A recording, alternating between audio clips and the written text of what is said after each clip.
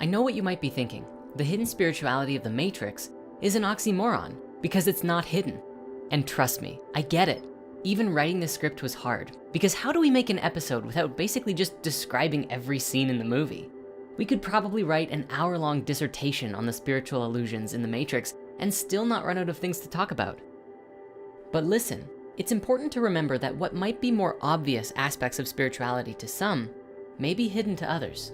After all, this is one of the most essential points of the movie. So let's get into it and see what we find. Now, as far as I can tell, The Matrix is a documentary about real life disguised as a sci-fi action movie. Oh, okay, well, maybe not completely, but like 90%, give or take, right? To me, The Matrix feels like an encoded message for humanity about the awakening process and about what we personally go through internally as we discover the truth and step into a greater understanding of life. The film elegantly weaves together a narrative of biblical references, genius literary devices, symbolism, fantastic storytelling, and meaningful character moments, giving us a movie that actually becomes something so much more than just a film. It becomes an idea that stands for something very personal to all of those who connect with it. "Wake up, Neo," the screen reads on his computer when Neo is first introduced. Certainly, he's asleep and needs to wake up, but this is an innuendo, as this very act sets him on the path of awakening to the greater truth of what's going on. As the experience of the film occurs within the electrical impulses in our minds as we watch it, we bear witness to this man, Neo, discover that the reality he's been living within is an illusion as he frees himself from the artificial reality and moves into the real world, a place where humanity is grown in tubes as an energy source for artificially intelligent robot overlords. Although I have to say that MatPat and the film theorists did a really good job of demonstrating that the real world we're shown in the movie may just be another layer of encoded reality within the Matrix. It's completely brilliant, and I recommend watching that after this. Anyway, Neo, a name which is an anagram of one, is set upon this path of self-discovery, learning that he is, in fact, the one, the prophesied individual who can liberate humanity from the control of the machines. His story, which in this film ends with his death, rebirth, and ascension, largely draws upon the stories of Christ.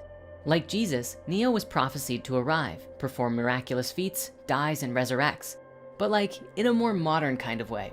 In fact, if this wasn't made clear by the end of the film, we are told it outright right at the beginning, when the guy at Neo's door says, "You're my savior, man, my own personal Jesus Christ."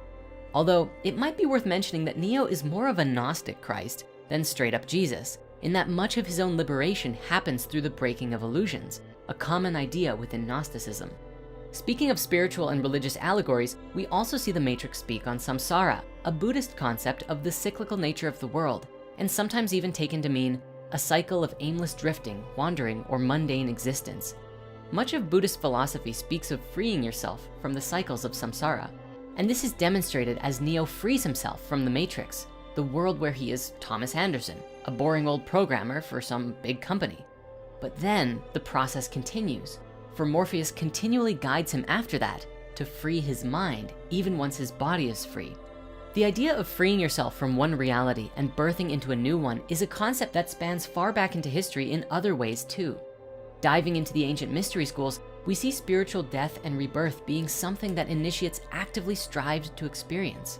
This was an ego death, the death of the old illusion, the old self, and birthing into a new paradigm, something that Neo does twice in the film. First in his transition between the Matrix and the real world, and second when he is killed by Agent Smith and is reborn moments later by the power of love. Yet all of this comes about as a result of something very significant in the earlier part of the movie, Neo's choice. As we know, Neo is brought to a meeting with Trinity, who is named after the Holy Trinity. We see several Trinities in the movie too, including the partnership between Neo, Morpheus, and Trinity, and also with the agents, Smith, Brown, and Jones. The film even begins and ends with room 303. And on that note, Neo's room is 101. He is the one after all. When Neo and Morpheus meet face to face, Morpheus explains that nobody can be told what the Matrix is. You have to be shown, and offers him the decision between the red pill or the blue pill. Now, there's several layers to this, but first let's focus on this. For Neo, it all boils down to this choice, the truth, or living whatever life, whatever fantasy he wants to live out. Sometimes we take our choices for granted, But the hidden lesson here is that we are regularly invited to make this choice every day of our lives. By our very actions, what we do on a day-to-day basis, what we spend our time involved in, we are choosing if we want to create and live a life of discovery, of experiencing greater truths, of ego death, or just enjoying the illusion of the world that is put in front of our eyes. Of course, in the film, Neo picks the red pill and undergoes an experience of his consciousness reconnecting with his true body in the real world and waking up there. This describes the discovery of truth, and it completely shatters his understanding of everything, but further illustrating an important aspect of the awakening process. We could relate this with a plant medicine experience, because sometimes the plant medicine will show you something very difficult to see. It might even make you purge, but once you've come to terms with it, you begin to grow exponentially as a person, which happens as Neo learns to fight, rapidly downloading all of these martial arts methods over the course of the day. But the concept here of shattering illusion is really something that happens to all of us in life, with or without plant medicine. For example, growing up in the world, we are often taught or shown specific ideas, ideologies, and just tons of media programming that gives us this particular image of the world. But then later you realize something greater. For example, maybe it's that those advertisements were showing you something really fun or exciting to sell you something really unhealthy. Candy and soda industries, I'm looking at you. But the Matrix takes us even deeper down the rabbit hole than just this. And speaking of rabbit holes, it very openly gives us several references to Alice in Wonderland, an age-old story about a girl who breaks free of her everyday reality into a strange and different world. And where the Matrix goes is that it invites each of us to ask, what if this entire reality is an illusion, a construct within our minds, an illusion that we're collectively living out? What's especially amazing about this is that it's actually completely true in 3 different ways. One is that everything that you ever experience is all information that is relayed within the brain. When you stub your toe, it's your brain that identifies the pain. And Morpheus explains this by asking Neo, what is real? How do you define real? If real is what you can feel, smell, taste, and see, then real is simply electrical signals interpreted by your brain. This explanation alone gives rise to the deeper understanding that all is within. The second way the Matrix describes that all of reality is an illusion is that we are now seeing today that everything we think of as the physical universe on a quantum level is almost entirely empty space and little bits of quantum data flying around, giving us the perception that reality is tangible and solid. The Matrix describes this by the idea that reality entirely exists within a really big VR MMORPG simulation of 1999 and reminds us that there is no spoon. It's not the spoon that bends, it's you. Everything is an energetic reflection of you. And third, perhaps one of the most direct revelations about reality being an illusion is that the film gives us this indication that we have become so saturated with digital media, advertisements, and programming that we have lost all sense of what is really real. A lot of our deeper, more intimate personal connections with each other are lost because we have become glued to our technology instead. And the Matrix subtly illustrates this by the contrast of reality inside the Matrix versus outside. The film essentially illustrates the concept of a collective consciousness, a collective dream, and this is another bridge to the world today.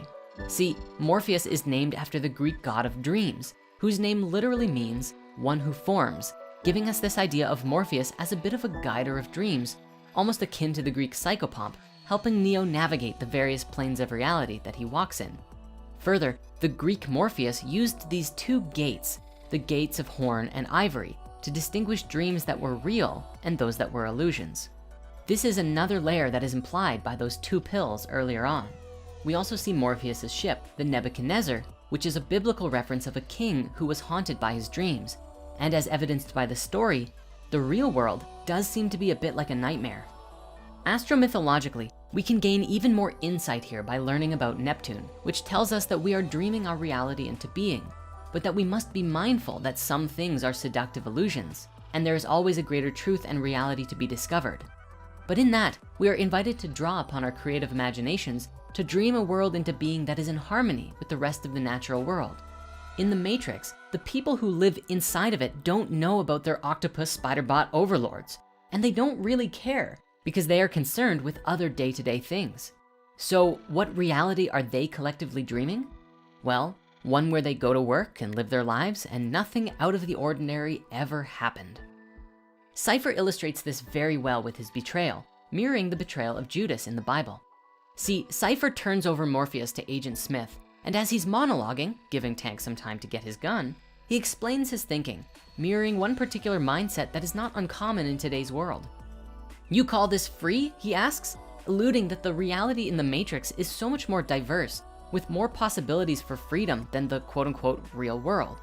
Cypher wants to return to that old way of life, to the world before he was woke. But this is a fool's errand. Once you know the truth about something, there's very little forgetting, except maybe in Cypher's case, where he was going to have his mind erased. Now, speaking more of the villains, we also must talk about Agent Smith. During the scene where he's got Morpheus trying to extract the codes, he says some very interesting things. He begins by reflecting upon the collective unconscious, the same thing we just looked at, the state of humanity, the way they live their lives, and then recounts the history of the Matrix, explaining how people must define their reality through misery and suffering. A perfect world was not meant to work. They tried it, but to no avail.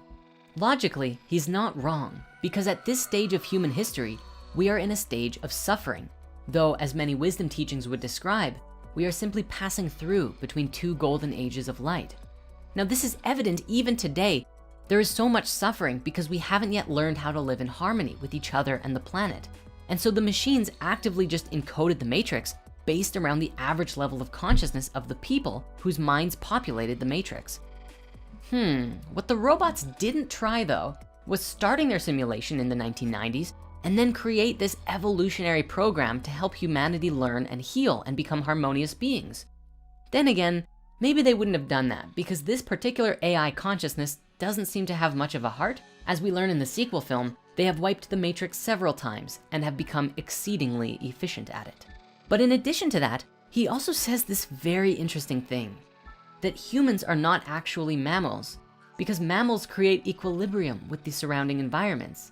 But humans, we move to an area and multiply and then use all of the resources. And the only way humans can survive is to spread to another area. There is another organism on this planet that follows this pattern, and that is called a virus. A very deep and heavy-hitting line, especially right now, given our current situation. We are invited to see that our behavioral patterns and the way that we live our lives is not in harmony with the world, but it could be if we would all just wake up, just like Neo is doing throughout the film. Agent Smith describes that he doesn't like the smell of people. He can't stand it, and he wants to get out. He wants to be free of this prison, this zoo, whatever you want to call it. Now, I know his intentions are probably not very good, but him explaining his feelings like this actually might give us a little bit of compassion for Agent Smith, who really just sounds like he wants to live a higher life for himself, exist in a better reality, but he can't because he's programmed to have to wrangle all of the humans together. And as long as Zion exists, a biblical reference to Israel, he cannot ascend in his own right. At any rate, throughout the entire Morpheus rescue, and then fighting Smith afterwards, Neo continually believes in himself more and more until he comes to be the embodiment of a fully ascended being. After his death and he returns to life, he takes out Agent Smith, and we see him take a moment to do some full body breathing. And he breathes life through the walls around him as well, showing his interconnection with the energy and the computer code that makes up reality. Now I wonder, when he died, if his consciousness entered the space between his physical body and his Matrix body, or some other dimension, so that when he returned back to life, he brought with him some deep wisdom about the workings of the universe, and that's why he could see the code. Truly, this is no different than what so many people report after having a near-death experience. And we're still just scratching the surface here on this movie. One aspect of the film that we didn't discuss was the visit to the Oracle, this all-knowing wise woman who guides the awakening souls through the Matrix. The plaque above her door says, "Know thyself," something that Neo does by the end, and a rather significant line of hers was, "Don't worry about the vase."